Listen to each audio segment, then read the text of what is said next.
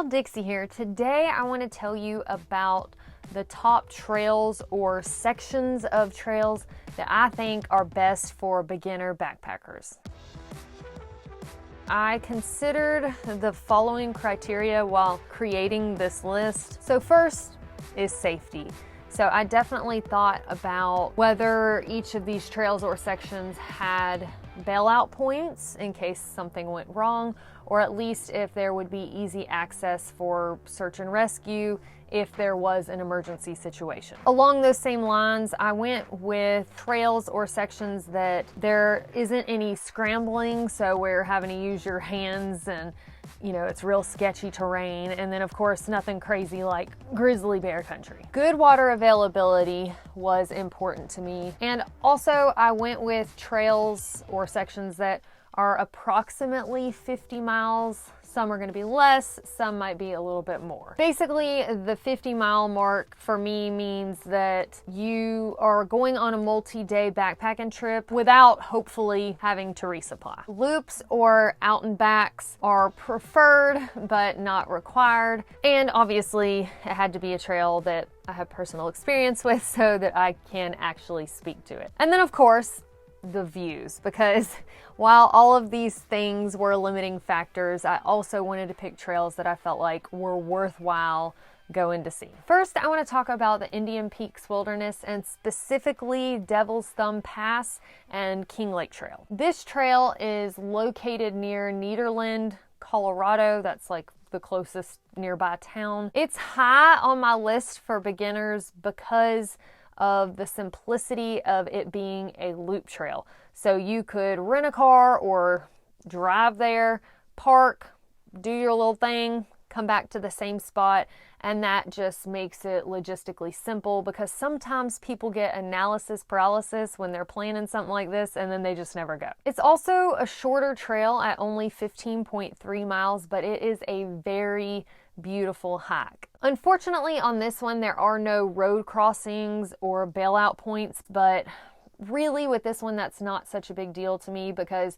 that means worst case scenario, if you're at the halfway point, that you're only 7.65 miles from the car or from emergency services coming in to get you or whatever. Also, there is some intermittent cell service, but it does not last the whole time. I guess the biggest risky part of this trail is that it does go up to higher elevations. You start at about 9,000 feet or just under it, and you go up to a max of just under 12,000 feet, so you could deal with altitude sickness, but again, you're going to be pretty close to the car at any given point. I made a cool memory on this trail. I saw a coyote down in a valley after I'd come over a pass, and it was the closest that I had ever gotten to one in the wild, and it was just yipping, and it's something that will live forever in my mind as a very cool experience. So this trail will stay special to me because of that, but it is absolutely beautiful, and you will go there and make your own wonderful memories. The ease of planning for this trip was pretty nice. It was actually a last minute thing for me while I was already in Colorado. So while you do have to have an overnight permit, it wasn't something that I had to book like way in advance, and you can pretty much camp wherever you want to. There is dispersed camping, but if you camp within certain areas of the Indian Peak Wilderness, then you must stay at like an already established camp spot. So for this particular trail, if you're going to stay near Jasper Lake, then you've got to find an established spot. But you don't have to like reserve it or anything like that. And in the Jasper Lake area, if you're going to camp there, you're required to have a bear canister. But if you camp somewhere else, you don't have to have one, although it is still recommended. I went and hiked this trail at the end of July. I thought that was like the perfect time of year to go, but it said that really July through September is pretty much prime time. Outside of that, if you go any sooner or any later, then you might run into more snow than I did, requiring micro spikes, but when I went, it was just easy to step in like already made footsteps and just get across the little patches. For navigation on this trail, I used the All Trails app, and that's what I would recommend. You can also check the All Trails app if you're planning to go a little bit sooner then July to see any comments mentioning snow, if it's cleared up, if microspecs were needed, etc. Next up is the Pictured Rocks National Lakeshore, and it is located in Michigan's Upper Peninsula. This one is 42 miles long, stretching from Grand Marais to Munising. At least that's the direction that I went. I feel like most people go that way. And also, it's not just a standalone trail, it's actually a part of the much larger North Country Trail. Pictured Rocks National Lakeshore is very well maintained. There are nice campsites, and most of them have a water source. I think there was one that I stayed at that did not. For beginners, I really appreciate that this trail is not super strenuous. It's pretty much just cruisy, and you get great views of Lake Superior. There are all sorts of different water features and cool looking rocks, and the way that the rock formations look under the water. I was just blown away because I've just hiked near a lot of lakes, and it's very rare that I'm wowed by a lake. There are a lot of different access points and bailouts if you decide you're not feeling it, or you decide to cut your trip short for whatever reason. It is also very well trafficked, especially in the summer months. So this may offer some peace of mind to people who are solo backpackers and also beginners, but this does mean that you'll need to book everything ahead of time, so you make sure that you reserve your desired campsites. I mean, I would check this out at least a couple months ahead of time, if not like 3 or 4 months ahead of time. I've heard the best time to hike Pictured Rocks is really between Memorial Day and Labor Day, but I think if you didn't mind the colder temperatures, that pushing on into late September or like the first week of October, when you can catch peak fall colors, this would make the trail even more amazing than it already is. And while this one is not a loop, it's just one directional, I suppose you could double back if you want to, but that would be a much longer trip and probably would require a resupply, but it is a very popular trail in the area, so you shouldn't have any trouble finding a shuttle service. And this track is available too in the All Trails app if you want to use that for navigation. Next up is McAfee Knob and Tinker Cliffs. This is a section of the Appalachian Trail near Catawba, Virginia, and it typically starts around mile 700 of the Appalachian Trail. This whole stretch will be approximately 25 miles long, but they change the mileage of the AT every year. The stretch I'm referring to starts at Virginia 624 or Newport Road, and then it spans all the way to Daleville at US 220. So anyway, what is special about this section of trail to me? Obviously, McAfee Knob is like one of the most well-known and most photographed landmarks on the trail. But while I had heard of McAfee Knob, I had never heard of Tinker Cliffs. And I feel like they get kind of brushed under the McAfee Knob rug, if you will, which, I mean, McAfee Knob is a big deal. And like I said, very photographed.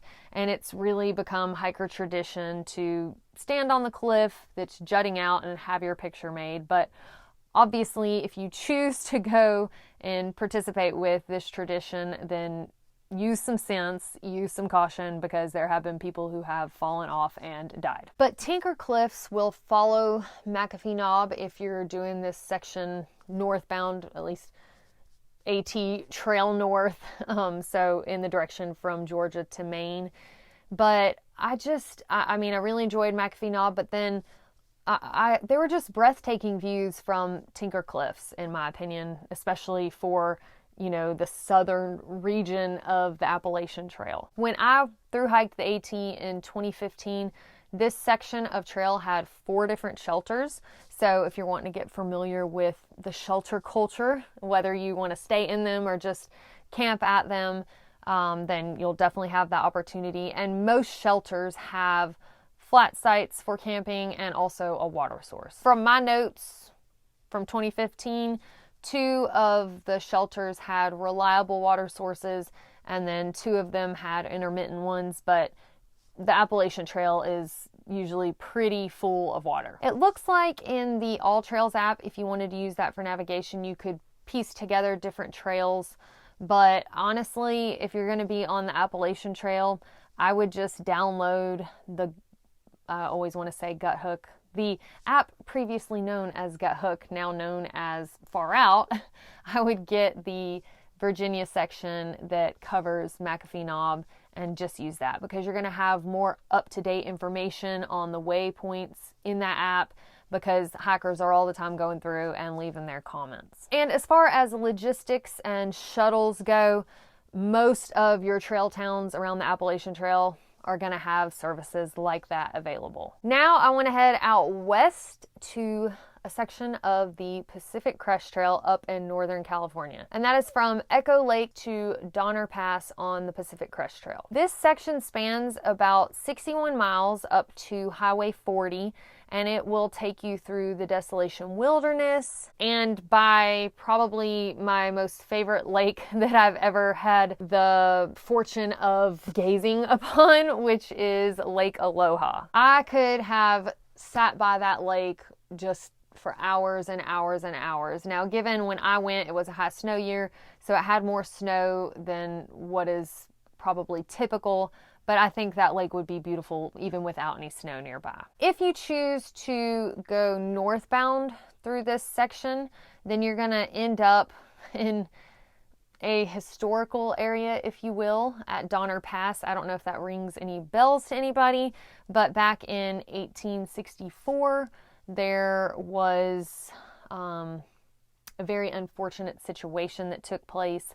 The Donner Party ran into some snow and had to try to overwinter there at the pass, and it just was not a good situation. So anyway, if you're a history buff, then you might enjoy reading about that and then, visiting the location. At the Echo Lake area, which is where you would start if you're going to go the northbound direction, there is a chalet there, so that might be convenient to stay at the night before. Don't know if they allow long-term parking, but you could always ask, or park somewhere else and shuttle there. Again, this is a pretty well-traveled area, and the southern point of this is pretty close to the South Lake Tahoe area, so you could hit up the Harrah's Casino and have a fantastic buffet dinner the night before you head out to calorie load. But anyway, once you get up to the north end, up to Highway 40 at Donner Pass, there is the Donner Ski Ranch, which also has some bunking available, laundry, food, etc. The terrain through this section is not the easiest, so I will go ahead and warn you about that. However, when people think of the cream of the crop of the Pacific Crest Trail, they think of the Sierra Nevada, and that is some challenging terrain. So this is just north of the Sierra Nevada. It's like the northern Sierra, if you will. It's not quite as challenging as that is. So if you're interested in doing a section of the Sierra, you're probably going to be out for a longer stretch and you have a longer carry. So anyway, I think this would be a good warm-up section for that without being quite so physically brutal. The highest elevation you'll reach going through this section is about 9,000 feet, so it is high enough to experience altitude sickness, but it's not quite as high as some of the passes go in the Sierra. You should know that there are no bailouts in this section, and cell service will be spotty at best, but the PCT is pretty remote in general, so it's kind of hard to find a stretch that doesn't have like an extremely long water carry, because the PCT is more of a dry trail, especially in the desertous areas. So this section does have a good bit of water. It's a shorter section.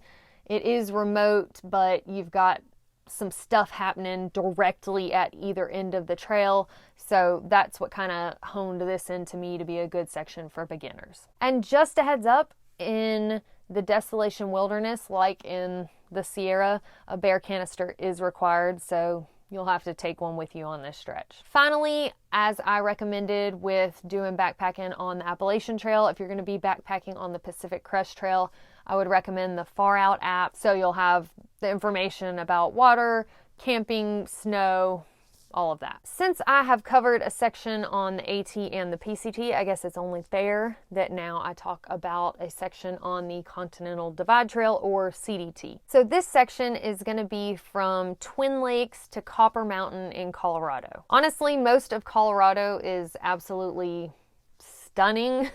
So really, you could basically hike anywhere there and see amazing things. In the town of Twin Lakes, which is like a 1.5 miles west on Highway 82 from where the CDT actually crosses the highway, there is this place that I stayed that's the Twin Lakes Inn and Saloon, and I really enjoyed staying there. But anyway, this section continues for 53 miles northbound, where you will end up at Copper Mountain, and they've got like a whole ski area there, so you could be highfalutin and stay in the resort if you wanted to, but if nothing else, then you can celebrate with a victory meal and beer when you get there. Ask me how I know. But some of the things that you will have to look forward to on this route are the potential for a side trek up Mount Elbert, which is the highest peak in Colorado at over 14,000 feet. From the trail, when you leave Twin Lakes, it's just a couple miles or so, there is a turnoff, and it's like 3 to 4 miles up to the peak of Mount Elbert. But because this video is geared towards beginners, I understand if you're not wanting to go climb a 14,000 foot mountain right away, but I do want to say, if this is something that you're interested in, then make sure you are up and summited before noon, because as you will learn from hiking in Colorado, storms like to roll in after noon, and so if you can be up on the peak before noon, it's a much better experience for you. And I mean, lightning can be fatal, and it's really nothing to play around with. So anyway, I have put out the warning. Another interesting landmark I saw in this section was like some kind of military training area, or potentially a former military training area. There was a sign that was like, "Do not touch." I guess there are things out there that are explosives that maybe have not exploded yet. So if you touch them, they could. And then there are also these, like this structure. It looked like dwellings from a distance, but there are birds in there that will totally dive bomb your head when you're least expecting it. So you have been warned. Not sure if that's still there or not, but it was back in 2018. Also, I remember having lunch at this really nice spot near a waterfall, and the water through this stretch of trail should be plentiful. So that's not something you have to stress about. While this section is challenging, because, I mean, you're going to be climbing to higher elevations. You go up to 12,000 feet. There are multiple bailouts along the way. I know of at least 3. So if things aren't going well, you're not feeling well, then there is a spot where you can say, okay, I'm going to the house. And once again, for the Continental Divide Trail, highly recommend using the Far Out for navigation and other information. Next, I feel like I should mention the Pine Mountain Trail. And as far as the wow factor goes, it is not going to be comparable to anything on the PCT or in Colorado or even, McAfee Knob and Tinker Cliffs. However, I do think that this is one of the best trails for beginners in the way of safety. It's got multiple bailout points. There is cell service intermittently throughout. Like I said, it's only 23 miles one way, so you can double back and make it a 46-mile trek. That's what I did. The trail is well marked, well established. The campsites are pristine.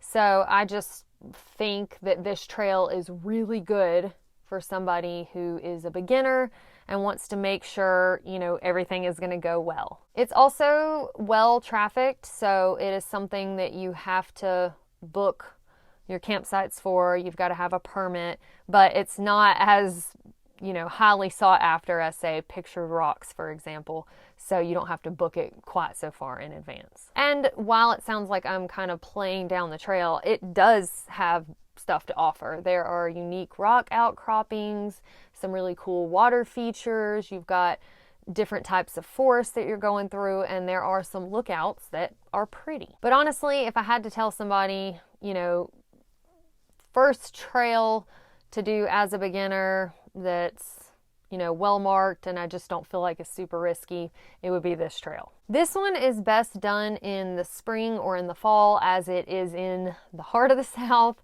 and I did it in the summertime and it was pretty hot, although, you know, the water sources are more enjoyable to get in at that point, I guess. But yeah, if you don't want the potential for heat exhaustion, then spring and fall are going to be your best bets. The track for this trail to navigate is available in the All Trails app if you would like to use that. Next, I want to go international, because I feel like if you wanted to get crazy with the cheese whiz and throw in an international trail, or maybe you're already from here and then you want to hike in your backyard, but the Laugavegur Trail in Iceland is my go-to for beginners that is a backpacking trek not in the US.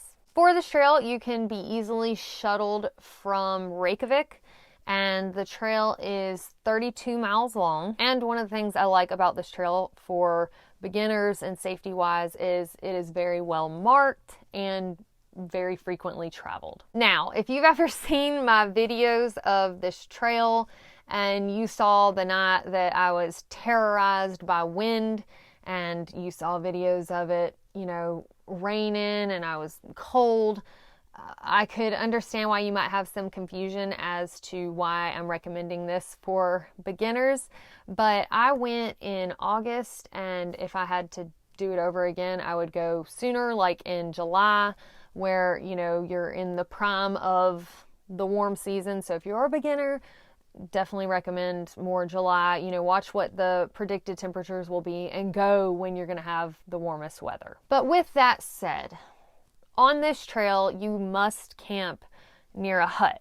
So you could actually reserve places in the huts if you wanted to. So you'd be backpacking from hut to hut and know that you're going to be in a structure for the night. If you're going to do that, you will have to book it, you know, a good bit of time in advance. I don't even know, because by the time I planned to do this trip, you know, there was just no hope for getting a hut. And plus, I like to camp anyway. Although I did, because it was so cold and the weather not desirable, ask at every hut, like, hey, do you have an extra spot for the night? And most of the time the answer was no. But I guess my point is, in the worst case scenario, something terrible happens with your tent, the wind rips it up or whatever, and you have to go seek shelter in one of these huts, it's available for you to do that. I mean, you might be like curling up, you know, in a corner on the floor, but you're not gonna like freeze to death out in the cold in the middle of nowhere. But anyway, the Laugavegur Trail is just otherworldly. There are thermal areas, different water features,